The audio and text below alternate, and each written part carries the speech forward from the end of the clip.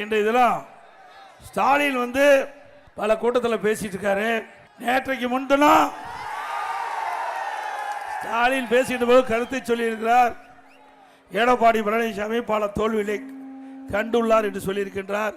திரு ஸ்டாலின் அவர்களே, நீங்க மறந்துருப்பீங்க, மமதையில் இருக்கிறீங்க, அதனால இப்படிப்பட்ட திமுறான பேச்சை பேசிட்டு இருக்கிறீங்க. கொஞ்சம் பிற்காலத்தை நினைச்சு பாருங்க. 2011 சட்டமன்ற பொது தேர்தல், அந்த சட்டமன்ற பொது தேர்தலில் திராவிட முன்னேற்ற கழகம் எதிர்கட்சி அந்தஸ்தை கூட கிடைக்க முடியல.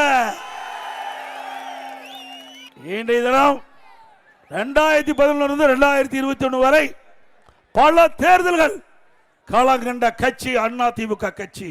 2011 அதிமுக ஆட்சி, 2016 அதிமுக ஆட்சி, ஆண்ட கட்சி மீண்டும் ஆட்சிக்கு வந்த சரித்திரத்தை படைத்தார் இதை புரட்சி தலைவி அம்மா அவர்கள். 234 தொகுதியிலும் கூட்டணி இல்லாம ரட்டளையில் நின்று வெற்றி பெற்று ஆட்சி அமைத்த ஒரே கட்சி அதிமுக கட்சி. அதோட மறுமலர்ச்சி திராவிட முன்னேற்ற கழகம் அவ கூட்டணியில பேசிவிட்டு 4 சீட்டு கொடுத்தாங்க. திமுகவில் மறுமலர்ச்சி திராவிட முன்னேற்றத்துக்கு 4 இடம் கொடுத்தாங்க. அதுல 3 இடத்துல திமுக சின்னம் உதயசூரியில் போட்டியிடணும், ஒரு இடத்துல அவர் விருப்பப்பட்ட சின்னத்தில் போட்டியிடும்.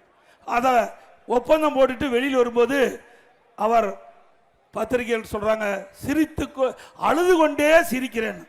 என்ன சொல்ற? அழுது கொண்டே சிரிக்கிறேன். அதுதான் அந்த கூட்டணியின் நிலவரம். திமுக போனா இப்படித்தான் கிடைக்கும். அண்ணா திமுக அப்படி இல்ல. தலைமை கழகத்துக்கு எங்களுடைய கூட்டணி தலைவர்கள் வந்தாங்க, பேசணும். 3 மணி நேரத்தில் கூட்டணி முடிவுபட்டு யாராருக்கு எந்த இடம் எவ்வளவு இடம் என்று அறிவிக்கப்பட்டு விட்டது. அடுத்த நாள் தேர்தல் அறிக்கை வெளியிட்டோம். ஜெட் வேகத்தில் போயிட்டு இருக்குது அண்ணா திமுக. அதுக்கு அடுத்த நாள் முதல் வேட்பாளர் பட்டியல் அண்ணா திமுக தான் அறிவிச்சது. அதுக்கு பிறகு படிப்படியா வேட்பாளர் பட்டியல் அறிவிச்சோம். ஆக அண்ணா திமுக பொறுத்த வரைக்கும் இன்றைக்கு எங்களுடைய தலைமையில் அமைக்கப்பட்ட கூட்டணி வலிமையான கூட்டணி.